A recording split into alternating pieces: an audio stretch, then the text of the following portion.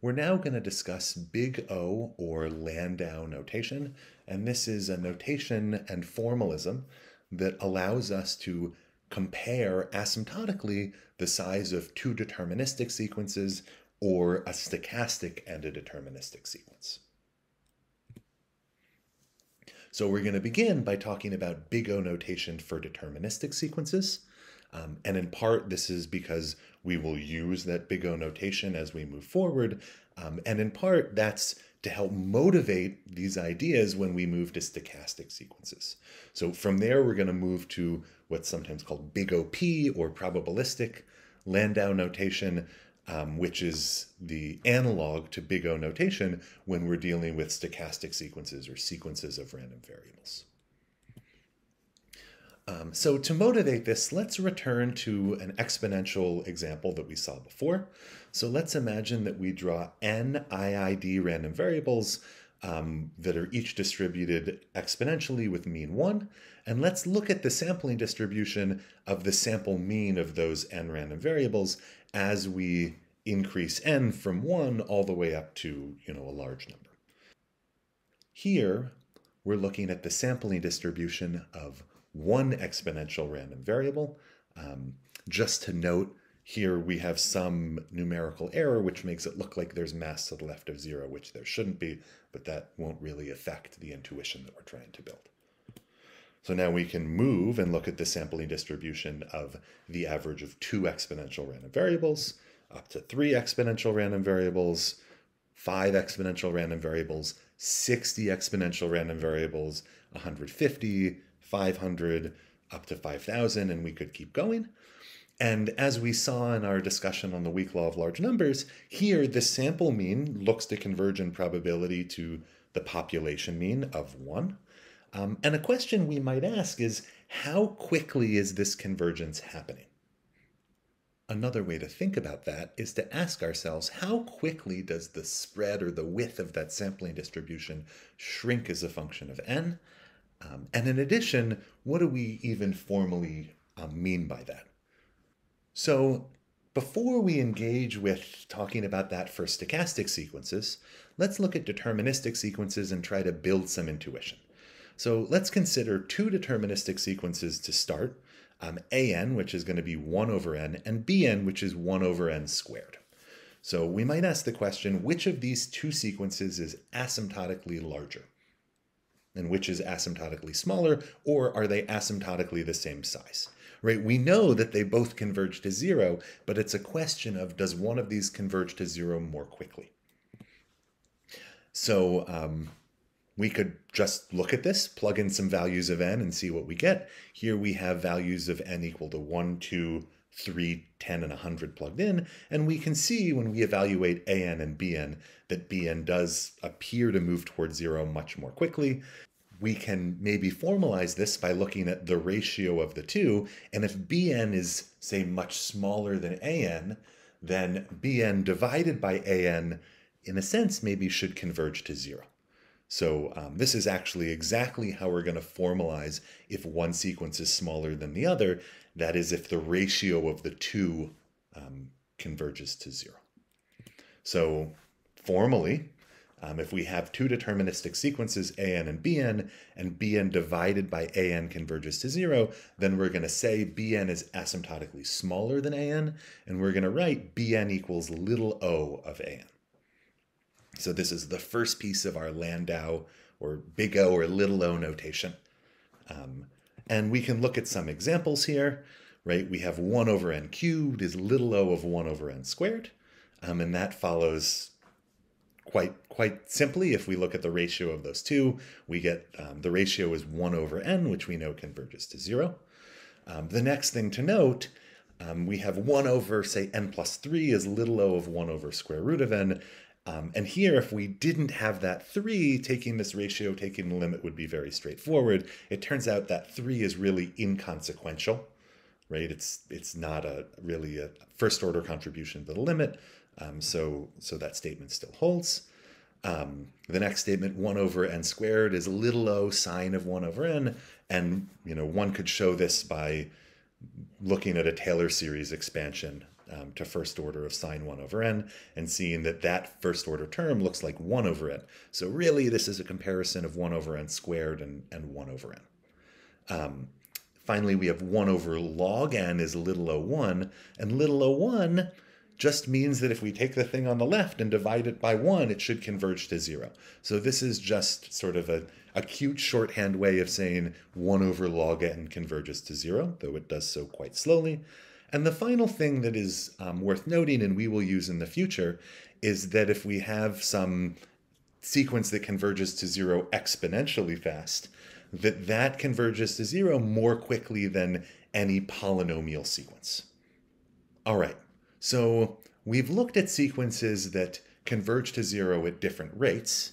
What if we now have sequences that look quite similar but are only off by a constant? So here imagine we look at an equals 2 over n and bn equals 1 over n, right? So an is now always twice bn. So in a sense, for every n, bn is smaller than an. However, according to our previous definition, bn is not asymptotically smaller than an because their ratio is 1/2. It doesn't actually converge to 0. So when we talk about something being asymptotically smaller using that Landau little o notation, really what we mean is that the rate of convergence to 0 is more extreme for the smaller sequence than for the larger sequence, not really that they're just off by some constant multiplicative factor. In this case, we're going to use slightly different language. Rather than saying bn is smaller than an, really what we'd like to be able to do is say bn is no larger than an, and we will see according to our definition, we will also have that an is asymptotically no larger than bn. Right? And again, this is a question of rates and sort of magnitudes as opposed to just scalar multiples. So formally, if the sequence bn over an is bounded, then we say bn is asymptotically no larger than an, and we write bn equals big O of an. Right? So in this case, we have 1 over n equals big O 2 over n, and in fact 2 over n equals big O 1 over n. Right? Because they only differ by that constant multiple. Finally, it's sometimes useful to note that two things are actually sort of asymptotically of the same size. And again, that means roughly that they are asymptotically off by at most a multiplicative constant. So more formally, if we have two sequences, an and bn, and an is big O of bn, and bn is big O of an, then we say that an and bn are of the same order, or asymptotically of the same order, and write bn equals theta of an, or equivalently an equals theta of bn. So in this case, we could write 1 over n equals theta of 2 over n, or equivalently 2 over n equals theta of 1 over n. So we've talked formally about now little o, big O, and that theta or big theta notation. And that formalism is quite useful. However, it may not be the most intuitive. So the intuition that I have for this is thinking about sort of using a camera with a zoom lens in a sense and zooming in towards 0. So if we imagine plotting a sequence that converges to 0, and we're interested in the size of that sequence or how quickly it converges to 0, the question that I have in my mind is how much do we need to zoom in towards 0 as a function of n such that that sequence no longer visually seems to converge to 0? So let's look at this in a simple illustrative example. Let's imagine the sequence zn equals sine of 1 over n squared. So here, I'm not going to do any zooming in. My x-axis range is from -1 to 1, and I'm going to plot, here we have the first element as a solid blue bar whose x-axis value is the value of the first element, sine 1 over 1. We now have the second element, sine 1 over 4, the third element, sine 1 over 9, fourth element, fifth element, eighth element, 10th element, and we see that these are converging to 0 as claimed. And so again, now there's a question, how much do we need to zoom in such that these no longer look like they're converging to 0. So let's try zooming in now by a factor of n. And one way to think about that is we could just change the x-axis rather than going from -1 to 1. Now it goes from -1 over n to 1 over n. Let's see what happens. So here's our first element, zoomed in with no magnification yet. Our second element now zoomed in sort of with a magnification of 2. So our x-axis goes now from -0.5 to 0.5. Our third element zoomed in with magnification 3, etc. And we keep going, right? And we see that this sequence, even with zooming in, still appears to converge to 0. Right? And at the 1000th element, we see that the x-axis is actually, limits are very, very tight around 0, and yet the sequence is still closer to 0 even than that. So what does this mean? This means, visually we have seen, though we haven't mathematically proven, that n times our sequence still converges to 0, or equivalently that our sequence is little o 1 over n. So we sort of visually verified that our sequence converges to 0 faster than 1 over n. So now let's think about zooming in even more. Let's zoom in by a factor of n squared. And again, that's equivalent to changing those x-axis limits. So again, the first element of the sequence looks the same. Now we zoom in by power of 4 for the second element. We zoom in further for the third element. And we see that now visually our sequence no longer appears to be converging to 0. Right? Because we are changing our x-axis limits. And if we jump to the 1000th element, we have now zoomed in enough that this sequence, again, no longer looks to be converging to 0. So what does this mean sort of mathematically? Well, again, we have visually verified that n squared times that sequence does not converge to 0. In fact, one can show that it converges to 1. And this graphically tells us that Zn is going to look like 1 over n squared for n large, or at least that is the correct order. And so then we would have the statement Zn equals capital theta 1 over n squared. Zn is roughly the same order as 1 over n squared. Right? And that's, again, because Zn didn't end up visually converging to 0 as we zoomed in by a factor of n squared, and it also didn't end up shooting off to infinity, right? It sort of stabilized and was nicely bounded, visually bounded around 0. All right, so we've now talked about this Landau or big O notation for deterministic sequences, and that's going to be useful by itself later, but also that's going to be really useful for thinking about how to apply these ideas to random sequences. And, that's what we're going to care about most moving forward. So we're going to need analogs to little o and big O notation for these random or stochastic sequences. So let's start with a little o analog. And for now, we're going to be comparing a random sequence to a deterministic sequence to identify if that random sequence is smaller asymptotically than the deterministic sequence. So given a random sequence Zn and a deterministic sequence Dn, if the ratio of those two converges to 0 in probability, then we say that Zn is asymptotically smaller than Dn, and we write Zn equals little o p Dn. Right? And this looks a lot like our little o notation for deterministic sequences, only now our convergence is convergence in probability. So we have a formal definition, and maybe that definition makes sense. Again, I find it helpful to think about this visualization in terms of zooming in on a sampling distribution. And so what is this telling us? This says if we zoom in on the sampling distribution of Zn by a factor of 1 over Dn, if Zn is little o p Dn, then even after zooming in, the sampling distribution should still visually appear to concentrate at 0. So let's see this in a simple example we've been engaging with. So we're returning to our example of the sample mean of exponentials with population mean 1. And we're now going to look at the sampling distribution of the sample mean minus 1. So I'm going to call this the centered sample mean. I'm just centering this around 0 so that now this centered sample mean, as n gets large, will concentrate around 0. So just going back to what we saw earlier, now centered, here's the sampling distribution for a single centered exponential, the sample mean of 2 centered exponentials, etc. As we get more and more, we again see concentration. Now it's concentration around 0 rather than concentration around 1. All right.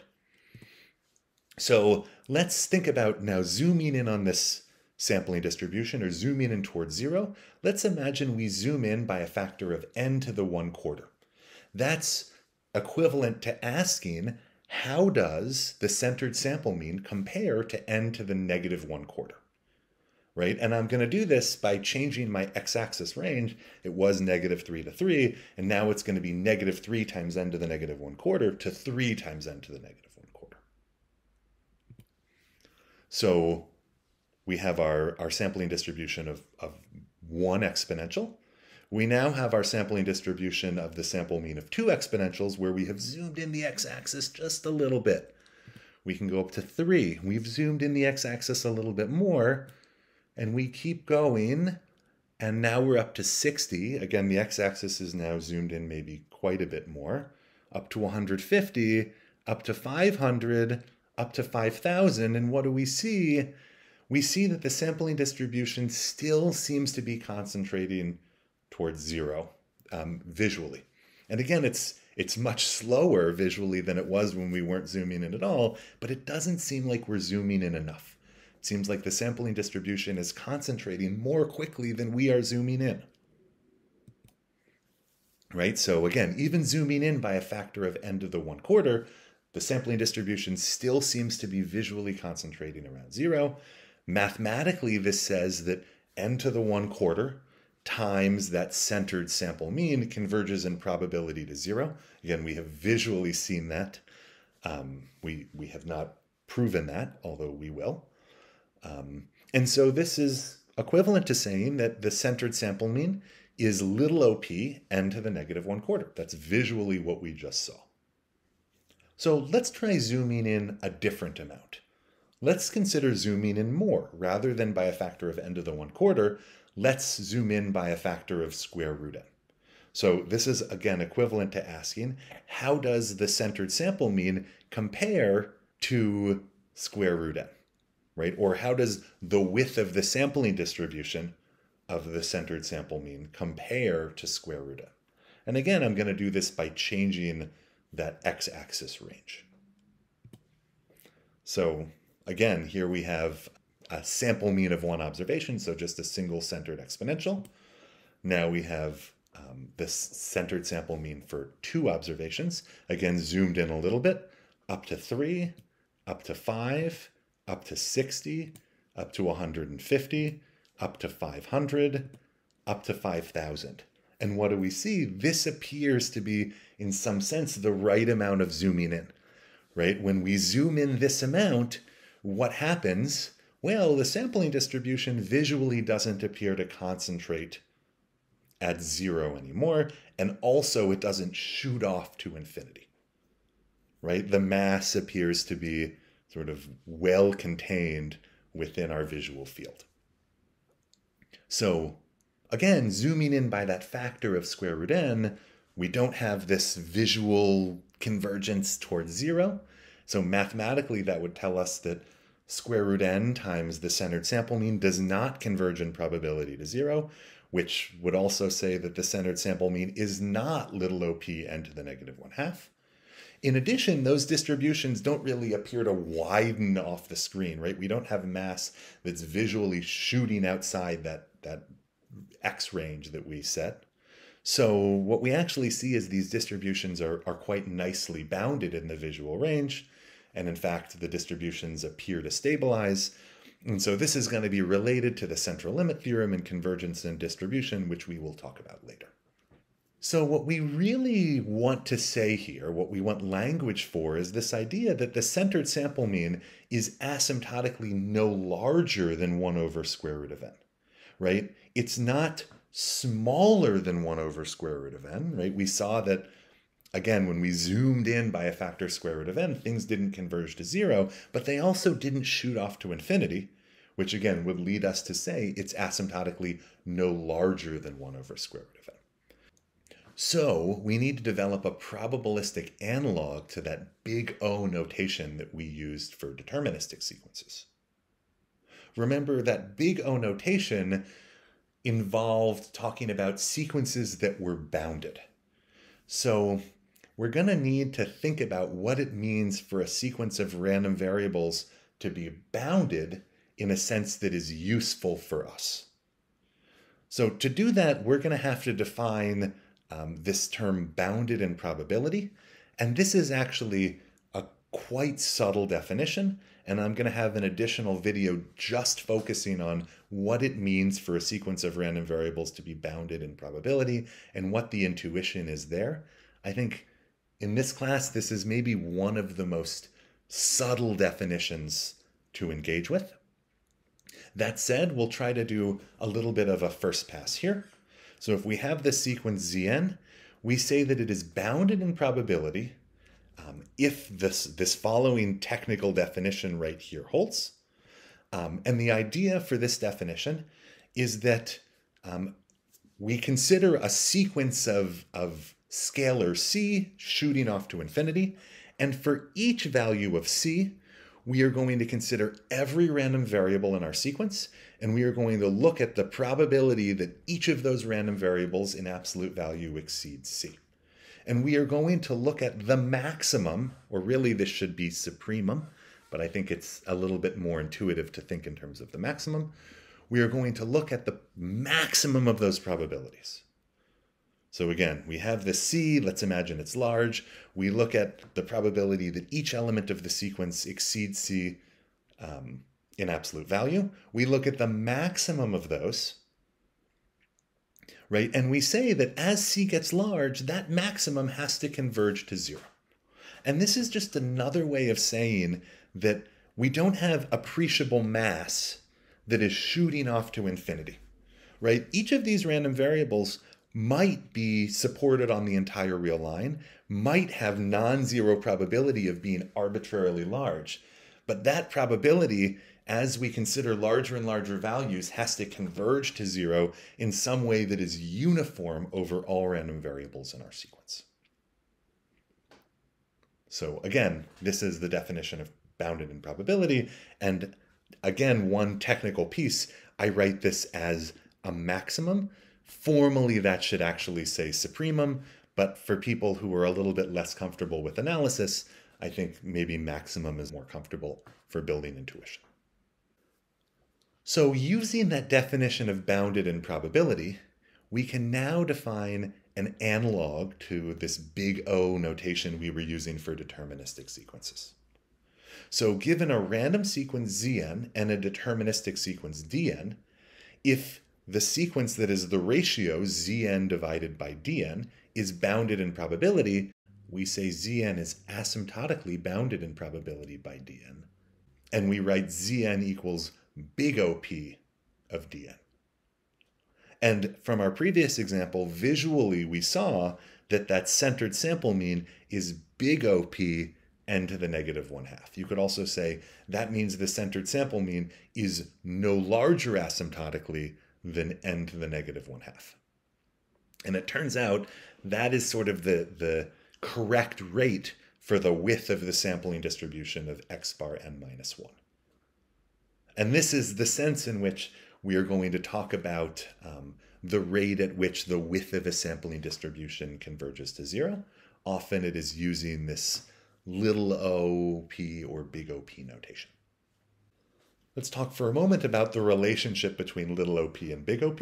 So if we have a sequence of random variables, Zn again, and a deterministic sequence Dn.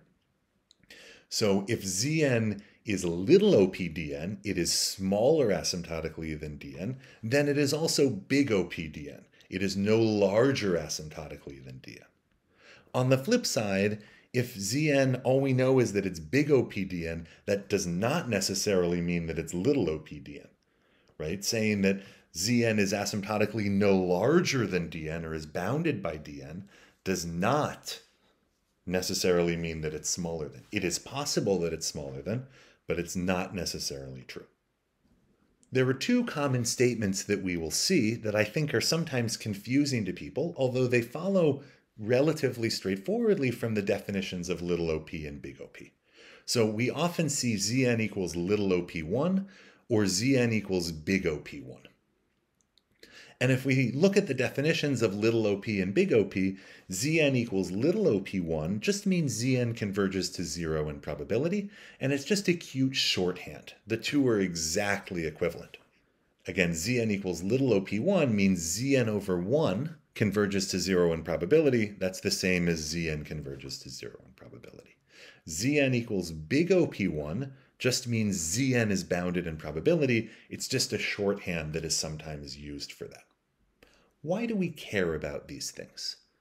So it turns out that these will serve as a fundamental language that we use when we engage with asymptotic statistics. So when we're thinking about asymptotic statistics, often what we're trying to do is characterize the rate of convergence of estimators. And when we do that, we will see that there are a number of terms that will contribute to the error of an estimator. And it's often really useful to quantify the size of each of those terms so we can say, this term is the most important term. It converges at a rate of, say, 1 over square root of n to 0. These other terms converge at a rate of, say, 1 over n to 0, so they are less important. They converge to 0 faster, and often we can ignore them. So when people talk about forming asymptotically correct confidence intervals, often you just care about these first order terms, and we'll show that you can ignore many of those higher order terms. And again, the easy way to engage with all of that and to write about all of that and to allow ourselves to do these calculations in the most intuitive ways is to use this probabilistic Landau notation.